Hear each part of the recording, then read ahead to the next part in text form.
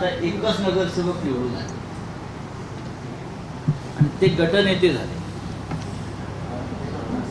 आणि त्या गटनेत्यांच्या कार्यालयातली त्यांची इच्छा होती यावं नितीनजींच्या आणि सुंदर महापालिकेत किती छान छान कार्यालय बनवलेले आहे. चांगलं आहे. पुण्यामध्ये बरेचसे सकाळी मला भेटले इथले पत्रकार बहुसंख्य. काही वेळापूर्वी मी पुण्याचे माजी महापौर मुरलीधर मोहोळला भेटलो, आजारी आहे. त्यांच्याशी थोडीफार चर्चा झाली. खरं म्हणजे नगरसेवक जे आहेत सर्वच पक्ष त्यांची संख्या किती असेल, कोणाची 1 असेल किंवा कोणाची 103 असेल, या शहराच्या विकासासाठी प्रत्येकाचं तेवढंच योगदान असायला पाहिजे. लोकांनी निवडून दिलेले हे लोकप्रतिनिधी आहे. एकदा तुम्ही निवडून आल्यावर महापालिकेचं प्रशासन महापौर असतात, या शहराचे पालकमंत्री असतील, त्यांनी पक्षाचा विचार न करता शहराच्या विकासासंदर्भात पावलं टाकून त्या नगरसेवकांना प्राधान्यानं त्यांच्या विकासाच्या कामामध्ये मदत केली पाहिजे. ही पहिल्यापासून या राज्याची भूमिका राहिली. गेल्या काही काळापासून महाराष्ट्रात ते चित्र दुर्दैवाने दिसत नाही. ते बदलावं अशी आमची अपेक्षा आहे. त्याशिवाय शहरांचा आणि राज्याचा विकास होणार नाही. साहेब, तुम्ही पुणे महापालिकेत आहात म्हणून हा प्रश्न. भाजपच्या सत्ताधारी भाजप आहे, अंदाजपत्रकात 50 लाख झाडं लावू असं सांगितलं होतं भाजपनं. पण आता महापौर बंगल्यातल्या 20 झाडांची कत्तल झाली आहे. कारण अद्याप अस्पष्ट आहे. अनेक झाडांची छाननी झाली आहे. भाजप पुन्हा पुणेकरांना फसवते असं वाटतंय तुम्हाला? एक लक्षात घ्या, झाडांची कत्तल हा फक्त पुण्यातलाच विषय नाही. झाडांची कत्तल हा संपूर्ण महाराष्ट्रातला आणि देशातला विषय. पर्यावरणावरती आपण कोट्यवधी रुपये खर्च करतो. सेमिनार घेतोय जागतिक स्तरावर, मंत्री जातात. पण अनेक राज्यांमध्ये विकासाच्या नावाखाली जी जंगलतोड आणि झाडतोड सुरू आहे त्याचा परिणाम शेवटी माणसाला भोगावा लागतो. ज्याला आपण आता जलवायू परिवर्तन म्हणतो, क्लायमेट चेंज, त्याचं मुख्य कारण हे वृक्षतोड. छत्तीसगड झारखंडसारख्या भागातली जंगलं ज्या पद्धतीनं तोडली जात आहेत, महाराष्ट्रातल्या चंद्रपूरसारख्या ठिकाणी मायनिंगच्या नावाखाली जी कत्तल सुरू आहे याच्यावर सरकारने जाणीवपूर्वक लक्ष ठेवलं पाहिजे. महापौरांच्या दारातली 20 झाडं तोडली ह्याच्यावर तुम्ही ज्या पेशानं आपण सगळे प्रश्न विचारतो आहोत. आमच्या मुंबईला जे आरेचं जंगल आहे, ज्याला मुंबईचं फुफ्फुस म्हटलं जातं, मुंबईला हवा, शुद्ध हवा देण्याचं काम हे जंगल करतं. एका रात्रीत त्या जंगलातली 2400 झाडं तोडली मेट्रोच्या नावाखाली. 2400 झाडं एका रात्रीत तोडणं यासारखं क्रूर काम नव्हतं कोणतं. शिवसेनेनं आंदोलन केलं, आदित्य ठाकरे यांनी आंदोलन केलं, पण काय झालं? नाशिकचं आपण चालू, नाशिकला तपोवनामध्ये असंख्य झाडं तोडली, कोर्टाला करावं. हे देशभरात सुरू आहे. याच्यामध्ये जोपर्यंत नागरिक जागरूक होत नाहीत आणि जनता पुढे येत नाही तोपर्यंत कोणत्याही कायद्याचं पालन न करण्याची भूमिका सत्ताधाऱ्यांची वाढत आहे.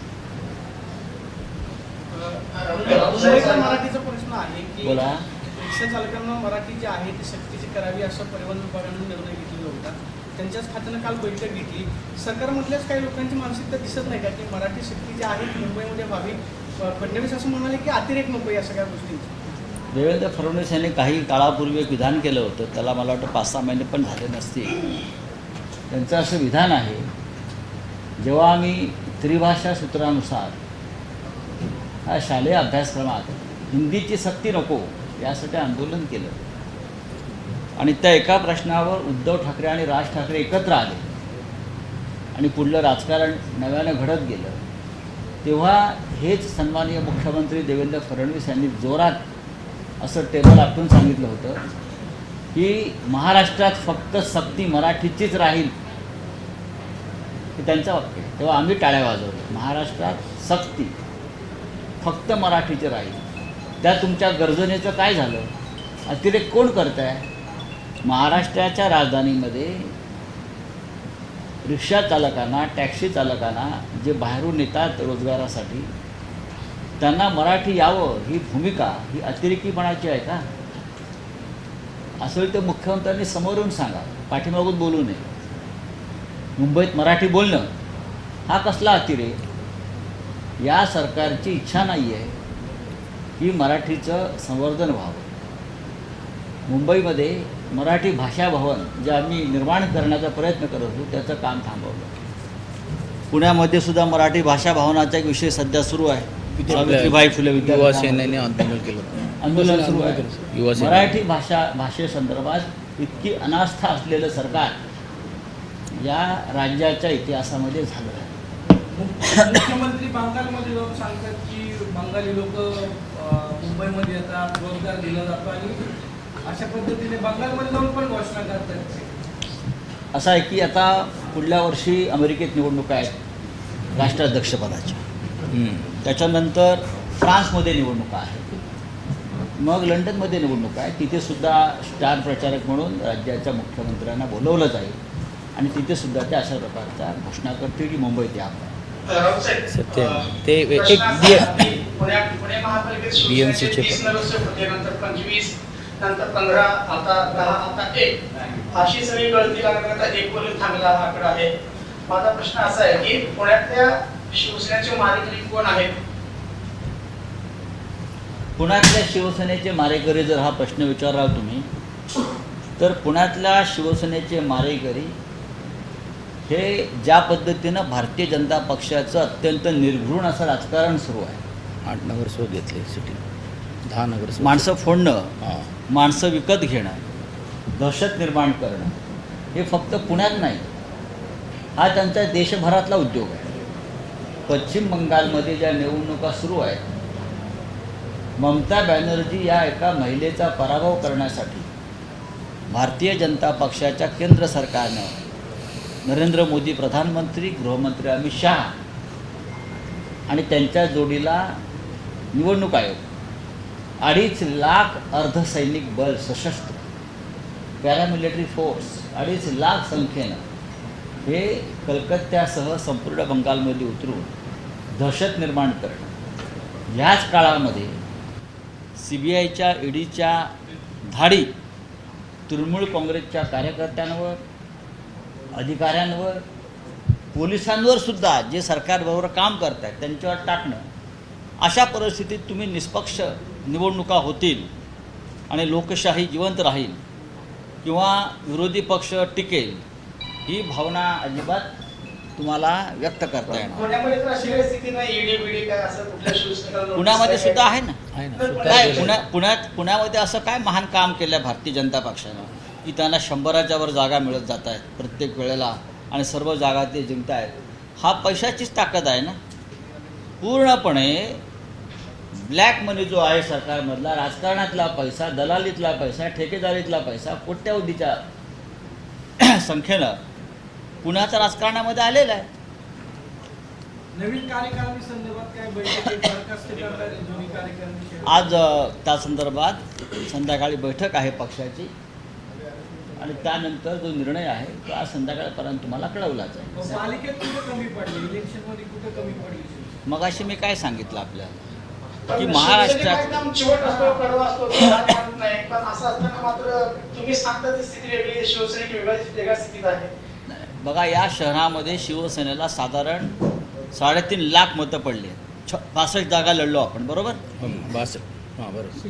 67 जागा आम्ही फक्त लढलो आणि लोकांनी साधारण आम्हाला 3.5 लाख इतकं मतदान शहरामध्ये केलं.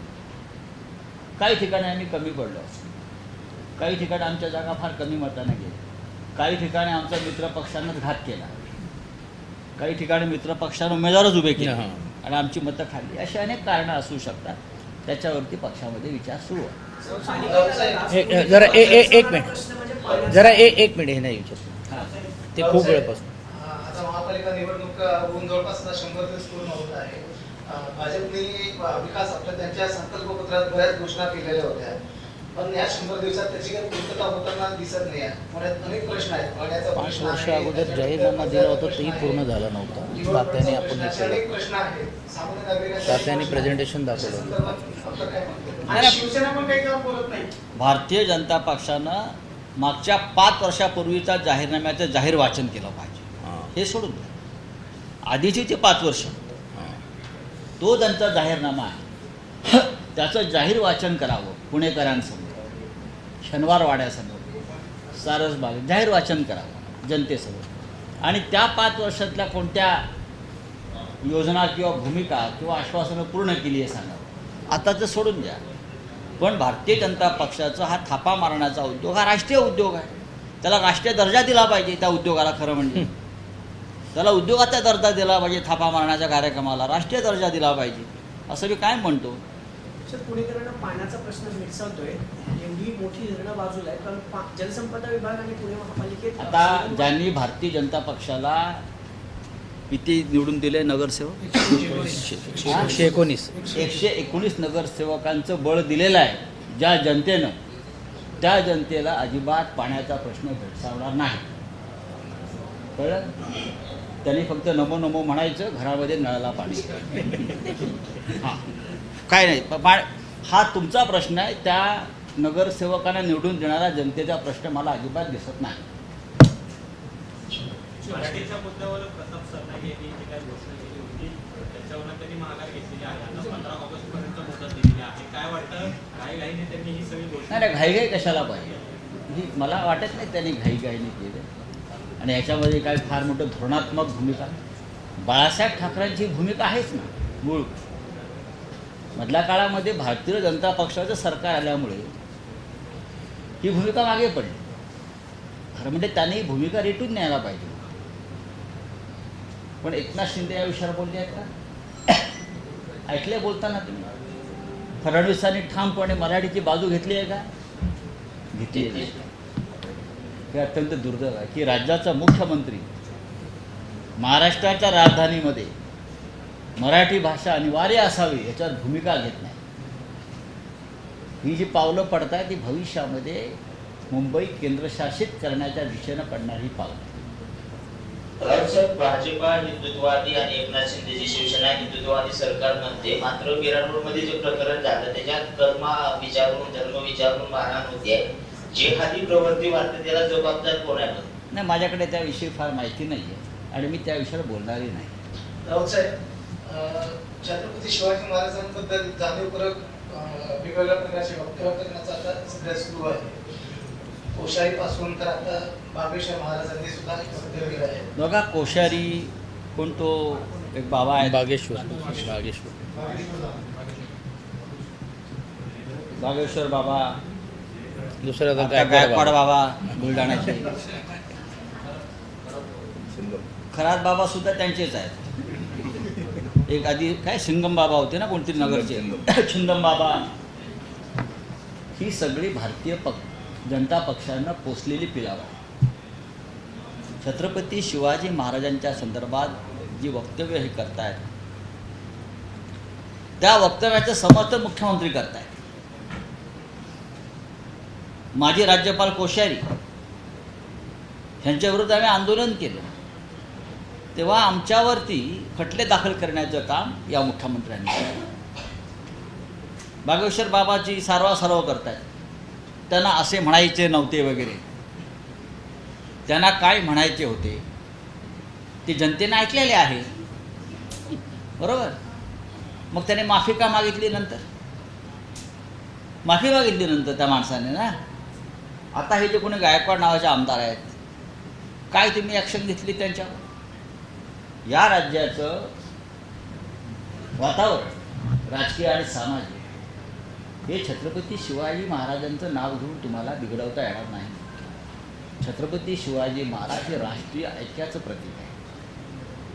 तुम्हाला शिवाजी महाराजांचं नाव घेऊन अशा प्रकारे वातावरण बिघडत होतं. मुळात तुम्ही शिवाजी राजांचं नावच घेऊ नका, तुमची लायकीच नाही.